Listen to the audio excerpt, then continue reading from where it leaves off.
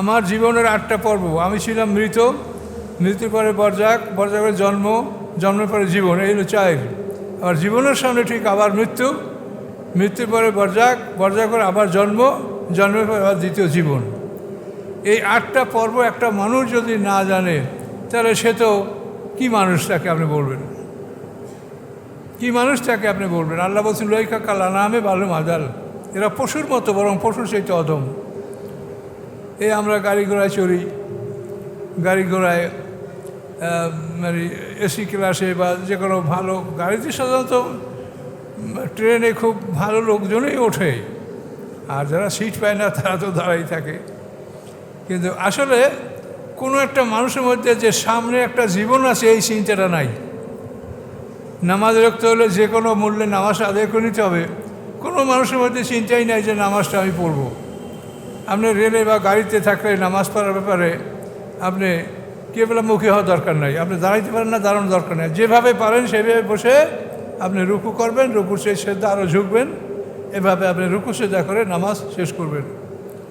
কিন্তু কই শতকরা মনে হয় 5টা লোক, 100-র মধ্যে 5টা লোকেও মাথা ঝুঁকায় না, নামাজ পড়ে না। তাহলে আমরা মানুষ নিজের জীবন সম্পর্কে জানি না, আমার জীবনটা কি এইটাই যদি আমি না জানি তা আমি কি মানুষ সেটা বলেন? আল্লাহ কি বলছেন? উলাইকা কালা নাম ভালো মজা, এরা পশুর মতো, বরং পশুর সেইটা অধম। এটা আল্লাহ কোরআনে বলছে আমাদের। তো এই যে অবস্থা, মোতাকাব্বিরিন লা ইউমিনুনা বিয়াউমিল হিসাব, ফেরাউন সম্প্রদায়ের সম্পর্কে আল্লাহ বললেন যারা অহংকারী এবং হিসাবের দিন, যেদিন হিসাব দিতে হবে আল্লাহর কাছে, বিচারের দিন, এই বিচারের দিনকে তারা অস্বীকার করছে। কাজে আপনারা মানুষকে সবসময় বোঝার চেষ্টা করবেন, তোমার জীবন সম্পর্কে তুমি জানো। তোমার জীবনের প্রথম ছিল মৃত অবস্থা, কাইফা তাকফুরুনা বিল্লাহি ওয়া কুনতুম আমওয়াতা, এরপরে বরজাক, মৃত্যুর পরে বরজাকের পরে জন্ম, জন্মের পরে জীবন, এই হলো 4। আবার এই জীবনের সামনে মৃত্যু, মৃত্যুর পরে বরজাক, বরজাকের পরে জন্ম, জন্মের পরে আবার হাসরের মাঝ দ্বিতীয় জীবন, এই হলো একটা মানুষের জীবন, 8টা পর্ব। এখন আপনি এই অর্ধেক, এই 4টা পর্ব নিয়ে সবসময় আপনি ব্যস্ত থাকেন, আর সামনে যে 4টা সেটার সম্বন্ধে আপনার কোনো খবরই নেই। অথচ সেই 4টা জীবন হলো আপনার আরও ভয়ঙ্কর, সামনের যেটা। এখন যে 4টা কাল আমরা কাটাচ্ছি, এসেতে সামনের জীবনকাল আমাদের অতি ভয়ঙ্কর। একটা দিন 1000 বছরের সমান। কোনো মানুষের মৃত্যু আর হবে না, কোনো মানুষ আর মরবে না। দ্বিতীয়বার জীবন লাভ করার পরে আমরা আর কেউ মরবো না, কারো মৃত্যু হবে না। এই জীবনকে আমরা কি করে ভুলে এই দুনিয়া নিয়ে, এই জীবন কি করতে হবে, কি করতে হবে, এই সব এই দুনিয়া নিয়ে চিন্তা ভাবনা। খুব আফসোস লাগে চলাফেরা করতে গেলে, মনে হয় যেন বলি, আবার চিন্তা পড়লে হয়তো হবে ঝগড়া, কেউ মানবে না, শুনবে না, তর্ক বিতর্ক শুরু হবে, এই অবস্থা। কাজেই আমরা কি করব? আমাদের কাজ হলো এটা মানুষকে বোঝানোর চেষ্টা করা, আর আপনারাও এটা অংশগ্রহণ করবেন। মানুষকে জীবন 8টা পর্ব, এটা আপনি বুঝেছেন কিনা? আমাদেরকে আল্লাহ তাআলা আলাস্তু বিরাব্বিকুম যে প্রশ্ন করছে, ওটা আল্লাহর নিজস্ব একটা ব্যাপার। আমাদেরকে বানাইছে আমরা কাজের জন্য যোগ্য কিনা এটা পরীক্ষা করছে আল্লাহ, আলাস্তু বিরাব্বিকুম বলে। যখন আমরা বলছি হ্যাঁ, তখন আমাদেরকে মৃত্যু দিই, সব মৃত্যু, এই মৃত্যু মুখে পরিণত হলাম সব। এই মৃত্যুর অবস্থায় আমরা বরজাকে চলে গেলাম। এই বরজাক হলো পিতার পিঠ, পিতার পিঠের মধ্যে আমরা ঢুকলাম বরজাক। সেইখান থেকে আমরা জন্মগ্রহণ করলাম দুনিয়াতে। জন্মগ্রহণ করার পরে আমরা এই জীবন লাভ করলাম, এই হলো 4টা। আর এর সামনে কি? এই জীবনের সামনে মৃত্যু, মৃত্যুর আবার বরজাক, পর্দার আড়ালে জগৎ। এই বরজাকের পরে আবার আমাদের জন্ম, ইসরাফিলের দ্বিতীয় সিংহার ফুৎকারে এবং আল্লাহর বৃষ্টির মাধ্যমে আমাদের জন্ম। এরপরে দ্বিতীয় জীবন, হিসাব নিকাশ, দ্বিতীয় জীবন। এই যে 4টা পর্ব একটা মানুষের জীবন, এই 4টা পর্ব যদি যেটা মানুষ না জানে, সে মানুষ হিসেবে কী করে পরিচয় দেয় যে আমি মানুষ? বলেন, তুমি কী লেখাপড়া শিখেছ যে নিজের পরিচয়টা জানো না? তোমার জীবনের উদ্দেশ্য কি তুমি জানো না? একটা মানুষের জীবন উদ্দেশ্য কী? একটা মানুষের জীবন উদ্দেশ্য হলো গোলাম হওয়া। আল্লাহ বলেন ফাদখুলি ফি ইবাদি ওয়াদখুলি জান্নাতি, তুমি আমার গোলাম হও, বেহেশতে প্রবেশ করো। আমাদের জীবনের মূল লক্ষ্য হলো গোলাম হওয়া। দেখেন, এহকালেও কিন্তু গোলাম হইতে পারলেই সবচাইতে আমরা ধন্য। গোলাম মানে চাকর, চাকর এটাকে বলে চাকুরি। এখন এই চাকুরি মানে যে গোলামি, এটা তো আমরা বুঝি না। আমরা মনে করি এটা বিরাট বড় একটা জিনিস, চাকুরি। ও বাপ রে বাপ, উনি চাকুরি করেন। এই চাকুরি মানে কি? গোলামি। যে দুনিয়ায় যেরকম চাকর হইতে পারলে আপনি খুব সম্মানিত, আল্লাহ বলছেন তুমি পরকালেও সম্মানিত হবে যে তুমি আমি আল্লাহ আমার গোলাম হও। তুমি আল্লাহর গোলাম হও, তাহলেই তুমি সম্মানিত হবে। কাজে এই গোলাম হওয়াটা হলো মানুষের জীবনের লক্ষ্য। কোনটা মানুষ জানে? যদি বলেন যে জীবনের তোমার লক্ষ্য কী বলবে বলেন? আপনার এই মেইন লাইফটা কি? আপনি কী জন্য আসেন দুনিয়াতে? আপনার কী চাহিদা, কী চান? এইসব বিষয়গুলি জানা আমাদের দরকার।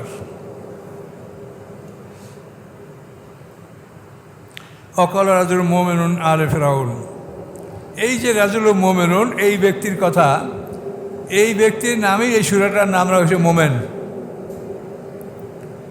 এই যে সূরার নাম মোমেন, এই এক ব্যক্তির কথা বলা হচ্ছে। অকাল রাজুল মোমেনুন, অথবা বললেন এক ব্যক্তি মোমেন, মেন আলে ফেরাউনা, ফেরাউন সম্প্রদায় হতে, একতম ইমান আহু, যে লুকিয়ে গেলে ছিল তার ইমান।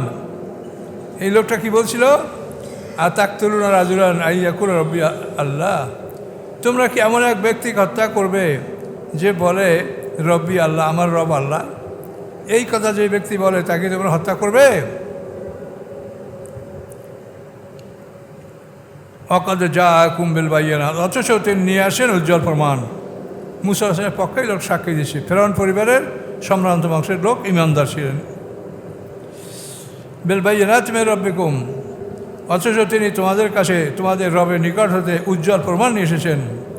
ওয়াইয়াকু কাজেবান ফালেই কিসবু, যদি সে মিথ্যাবাদী হয় তার মিথ্যাবাদীর ফল তার উপরেই বর্তাবে। ওয়াইয়াকু সাদেকান, যদি সে সত্যবাদী হয়, ইউসুফিকুম বারদাল্লাযী ইয়াইদুকুম, পতিত হবে তোমাদের উপরে কিছু না কিছু যা সে তোমাদের সাথে ওয়াদা করছে। সে যদি সত্যবাদী হয়, সে যে ওয়াদা করছে যে তোমাদের শাস্তি বিচার, এর কিছু না কিছু তোমাদের অবশ্যই উপস্থিত হবে। ওয়াইয়াকু সাদেকান ইউসুফুকুম বারদাল্লাযী ইয়াইদুকুম ইন্নাল্লাহা লা ইয়াহদি মান হুয়া মুসরিফুন কাযযাব, নিশ্চয়ই আল্লাহ হিদায়াত করেন না যারা সীমা লঙ্ঘনকারী, যারা মিথ্যাবাদী, তাদেরকে আল্লাহ তাআলা সৎপথ প্রদর্শন করেন না।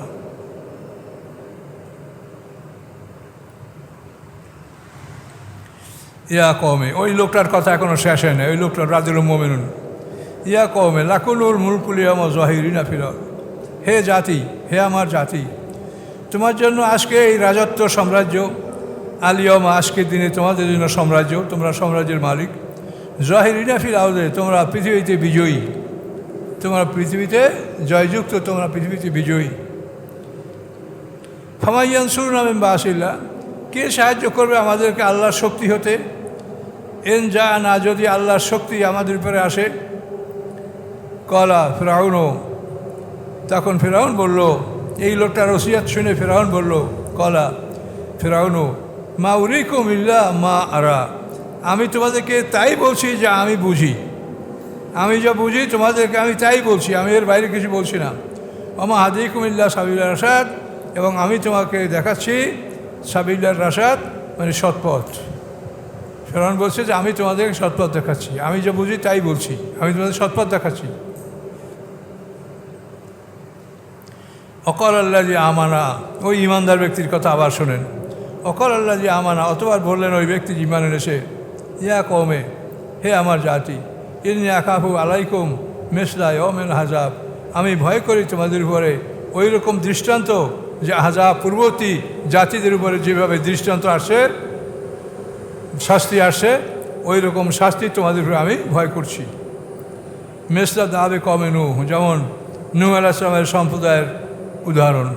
যে নূহ আলাইহিস সালামের সম্প্রদায় কোনো রকম যখন আল্লাহকে মানতে ছিল না, পয়গম্বরের কথা শুনতে ছিল না, তখন তাদেরকে যেভাবে আল্লাহ তুফান দিয়ে ধ্বংস করেছেন, ওভাবে তোমাদের ধ্বংস হতে পারে। নূহ ও আদ, এবং আদ জাতিকে যেভাবে আল্লাহ ধ্বংস করেছে, বিকট শব্দ দ্বারা আদ জাতি ধ্বংস করা হয়েছে। সামুদ জাতিকে ভূমিকম্প এবং বিকট শব্দ এর দ্বারা তাদেরকে ধ্বংস করা হয়েছে। আল্লাযীন মিন বা'দিহিম, এবং ধ্বংস করা হয়েছে তাদের পরবর্তী যারা ছিল তাদেরকেও। আল্লাহু ইউরিদু যুলমান লিল ইবাদ, আল্লাহ তাআলা তার বান্দার উপরে জুলুম চান না। আল্লাহ তাআলা তার বান্দার উপরে জুলুম করতে চান না। তিনি চান যে বান্দারা ভালো থাকুক, সঠিক পথে থাকুক। ওয়া কওমে, ওই মোমেন ব্যক্তির কথা, ওয়া কওমে, হে জাতি, ইন্নী আখাফু আলাইকুম, আমি ভয় করছি তোমাদের উপরে, ইয়াউমাত তানাদ, ওই একদিনে যেই দিন তোমরা পরস্পরকে ডাক দিবে, একে অপরকে চিৎকার করে ডাকবে, বলবে হাই কী হলো, হাই কী হলো, এভাবে তোমরা চিৎকার করবে, ডাকবে। ইয়াউমাত তানাদ, এই বিচারের দিনে এই ডাকার শব্দটা যেরকম হবে ওরকম চুপ থাকার অবস্থাটাও হবে। 50,000 বছরের সমান 50টা দিনে এরকম অবস্থাটা ঘটবে। এখানে ইয়াউমাত তানাদ মানে যে পরস্পর তোমরা একে অপরকে ডাকবে, সেই দিনের ভয় তোমাদেরকে আমি করছি।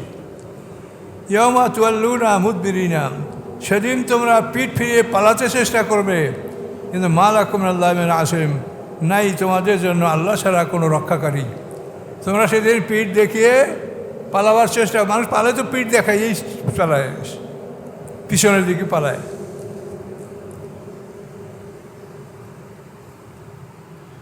আল্লাহ বলেন মা লাকুম মিন আসিমিন, সেদিন আল্লাহ ছাড়া তোমাদের জন্য কোনো রক্ষাকারী নাই। অমায়ুদ্দিল্লাহু ফামা লাহু মিন হাদ, এবং যাকে আল্লাহ বিপদগামী করেন তার জন্য কেউ পথ প্রদর্শনকারী নাই।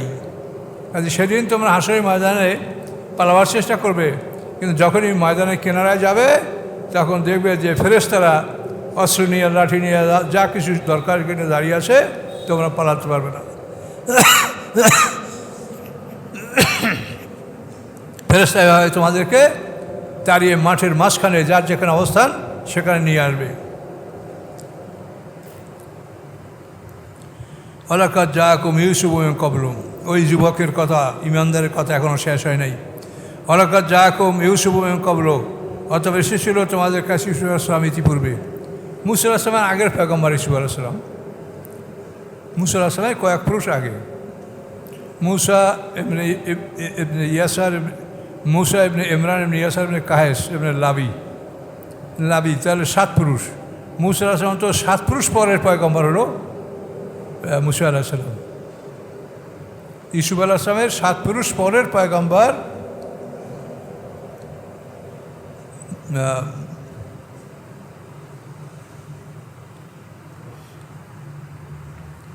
ওয়ালাকাদ জাআকুম ইউসুফু মিন ক্বাবলু, নিশ্চয়ই এসেছিল তোমাদের কাছে ইউসুফ আলাইহিস সালাম ইতিপূর্বে, বিল বায়্যিনাত, উজ্জ্বল প্রমাণসহ। ফামা জিলতুম ফি শাক্কিম মিম্মা জাআকুম বিহি, অথবা তোমরা সবসময় সন্দেহের মধ্যে ছিলে যা ইউসুফ আলাইহিস সালাম তোমাদের কাছে নিয়ে আসছিলেন, হেদায়েতের বাণী, এই বাণী নিয়ে তোমরা সবসময় সন্দেহ পোষণ করতেছিলে। তোমাদের অন্তত 7 পুরুষ পূর্বে ইউসুফ আলাইহিস সালাম নবী হিসেবে পৃথিবীতে আবির্ভূত হয়েছেন। এভাবে তোমরা তাকে অবিশ্বাস করেছো, কিন্তু হাত্তা ইজা হালাকা, এমনকি যখন তিনি ধ্বংস হয়ে গেছেন, কুলতুম, তোমরা বলতে শুরু করেছো, না ইয়াবআসাল্লাহু মিন বা'দি রাসূলা, ইউসুফ আলাইহিস সালামের পরে আর কোনো রসুল আল্লাহ পাঠান নাই। ইউসুফ আলাইহিস সালাম শেষ হয়ে যাওয়ার পরেই তোমরা কি বলতে লাগলে, ইউসুফ আলাইহিস সালামের পরে আল্লাহ তাআলা আর কোনো নবী রাসূল পাঠায় নেই। তাহলে ইউসুফ আলাইহিস সালাম তোমাদের কাছে খুব গুরুত্বপূর্ণ ব্যক্তি হিসেবে পরিগণিত হলো। কাযালিকা ইউদিল্লিল্লাহু মান হুয়া মুসরিফুম মুরতাব, এভাবে আল্লাহ বিভ্রাটগামী করেন যারা সীমা লঙ্ঘনকারী, যারা সন্দেহ পোষণকারী তাদেরকে।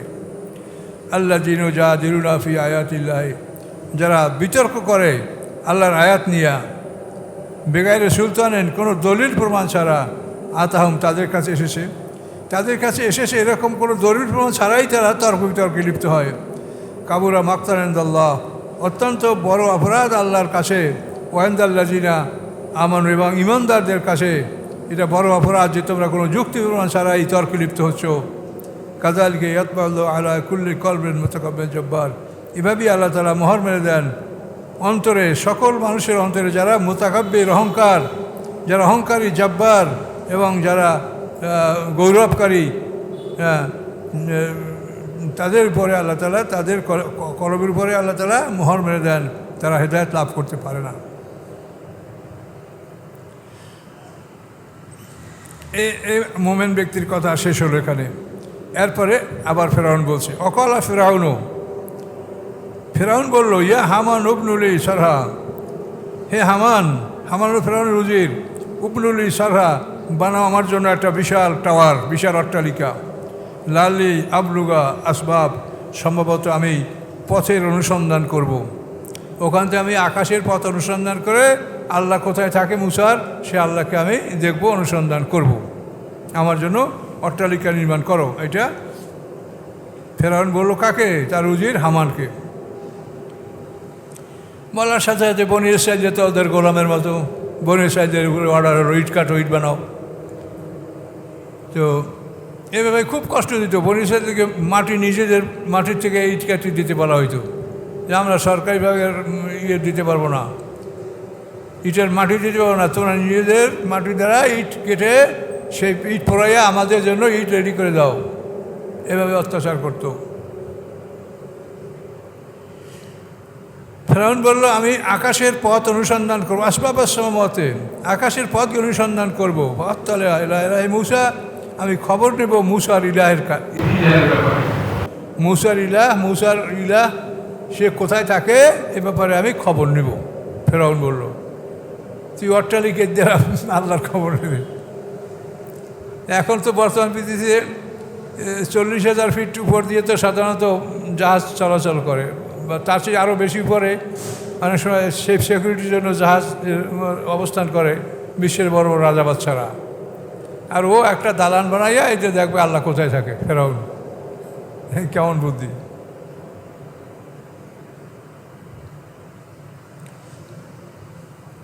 আচ্ছা, ইনি আত্মালাই মুসা, আমি তারা মুসার ইলাহের খবর নেব। ওয়াইনিল আজন্য কাজবা, নিশ্চয়ই আমি তাকে ধারণা করতেছি যে তিনি একজন মিথ্যাবাদী। কাজালিকা জুইলেন ফেরাউনা সু আমালি, এভাবেই আল্লাহ সুসজ্জিত করেছিলেন ফেরাউনের জন্য তার খারাপ কাজগুলি। এই খারাপ কাজগুলি ফেরাউনের, এটাই তার কাছে খুব শোভনীয় এবং সুন্দর মনে হতো। অশুদ্ধানের সাবির, এবং তাদেরকে বাধা দেওয়া হয়েছিল আল্লাহর পথ হতে। আমা কাইদু ফেরাউনা ইল্লা ফি তাবাব, এবং নয় ফেরাউনের ষড়যন্ত্র ধ্বংস ছাড়া আর কিছু। ফেরাউনের ষড়যন্ত্র শুধু ধ্বংসই হয়েছে, ধ্বংস ছাড়া আর কিছু করতে পারে নাই।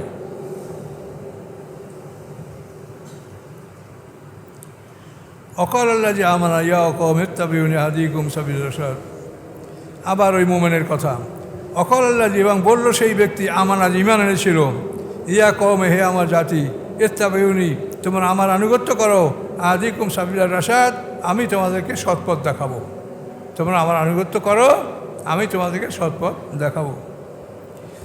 ইয়া কৌমে, হে আমার জাতি, ইন্নামা হাজির হায়াতুর দুনিয়া মাতা, নিশ্চয়ই এই দুনিয়া এটা হলো সামান্য সময়ের জন্য ভোগ বিলাস। ওয়াইনাল আখেরাতা হিয়া দারুল কারার, এবং নিশ্চয়ই আখেরাত পরকাল এটা হচ্ছে দারুল কারার, চিরস্থায়ী জীবন ব্যবস্থা। সেখানে একবার তুমি প্রবেশ করলে আর সেখান থেকে তোমাকে আর দ্বিতীয় জীবন আর নাই, ওই জীবনই তোমার শেষ। জান্নাতে গেলে জান্নাতে জীবন শেষ, আর জাহান্নামে গেলে জাহান্নামে। অবশ্য জাহান্নামীদের মধ্যে যদি এমন হয় যে কিছু লোক তারা সাফাতে মুক্তি পাবে, সেটা আলাদা ব্যাপার, এর মধ্যে সাফাত জিনিসটা আছে।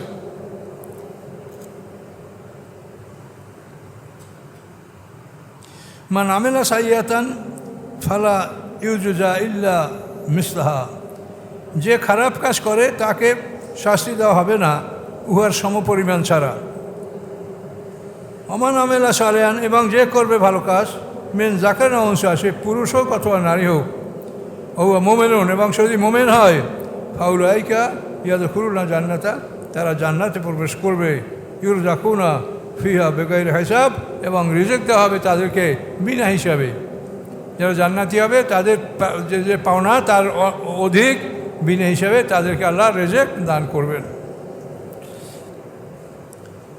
ওয়া কওমে, হে আমার জাতি, মালি আদুকুম ইলান নাজাত, কী হলো আমার যে আমি তোমাদেরকে নাজাতের দিকে ডাকছি।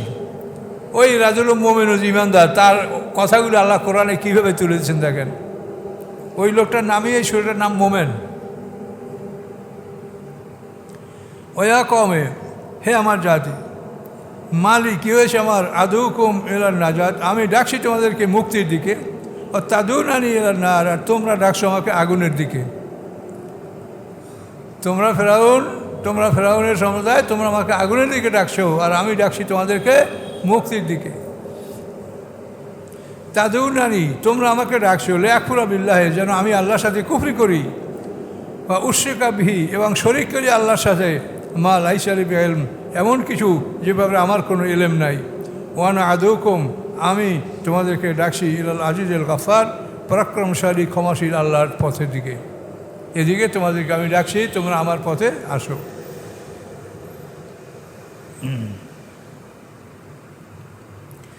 লা জারামা, নিশ্চয়ই, আন্নামা তাদুনানি ইলাইহি, নিশ্চয়ই তোমরা আমাকে যেদিকে ডাকছো, লাইসা লাহু দাওয়াতুন ফিদ দুনিয়া ওয়ালা ফিল আখিরাহ, নাই তার জন্য কোনো আহ্বান দুনিয়া এবং আখিরাতে। তোমরা আমাকে যেদিকে ডাকছো তার প্রতি দুনিয়া আখিরাতে কোনো আহ্বান নাই, মানে দুনিয়ায়ও কেউ তাকে চায় না, আর আখিরাতেও কেউ অবশ্যই চাবে না। ওয়ান্না মারাদ্দানা আল্লাহ, আর নিশ্চয়ই আমাদের সকলের ঠিকানা আল্লাহর কাছে। ওয়ান্নাল মুসরিফিন আসহাবুন নার, এবং যারা সীমা লঙ্ঘনকারী তারা জাহান্নামের অধিবাসী হবে। ফাসাত আযকুরু মা আকুল লাকুম, অচিরেই তোমরা স্মরণ করবে যে আমি তোমাদেরকে বলছি। আমার এই কথাগুলি সত্য কিনা তোমরা অচিরেই স্মরণ করবে। ওয়াফাফিদু আমরি আল্লাহ, এবং আমি সমর্থ করেছি, অর্পণ করেছি আমার কাজ আল্লাহর নিকটে। ইন্নাল্লাহ বাসীরুম বিল ইবাদ, নিশ্চয়ই আল্লাহ তাআলা তার বান্দাদের সম্পর্কে সব কিছু দর্শক। এ পর্যন্ত থাকলো সম্ভবত 44 নম্বর আয়াত হবে, 44 নম্বর। তো এই দোয়াটা আপনারা সবসময় এটা মুখস্থ করবেন, এটা পড়বেন। ওয়াফাফিদু আমরি আল্লাহ ইন্নাল্লাহ বাসীরুম বিল ইবাদ। এ হলো ওই মোমেন ব্যক্তি তার দোয়া, যে আমি আমার কাজকর্ম সব আল্লাহর কাছে ন্যস্ত করেছি। আল্লাহ তাআলা তার বান্দাদের দর্শক। কাজে আমাদের কাজকর্মের দায়িত্ব যদি আল্লাহ গ্রহণ করেন, এর সেই আর সুন্দর কিছু হতে পারে না। আমি সামনে কি চাই, সেটা ভালো চাই না মন্দ চাই, কি আমি বুঝি বলেন? কাজে আমি যদি বলি যে ওয়াফাফিদু আমরি আল্লাহ ইন্নাল্লাহ বাসীরুম বিল ইবাদ, যে আমার কাজ আমি আল্লাহ হাতে ন্যস্ত করলাম, আল্লাহ বান্দা সম্পর্কে দর্শক, তাহলে আমার কাজের দায়িত্ব আল্লাহ নেবেন, যেটা ভালো হয় সেটি আল্লাহ করবেন। কাজে কখনোই আমি ঘাবড়াবো না। তো যারা সুন্নাত পড়েন না 4 জায়গা, তারা 4 জায়গায় কাবলা জুমা পড়েন।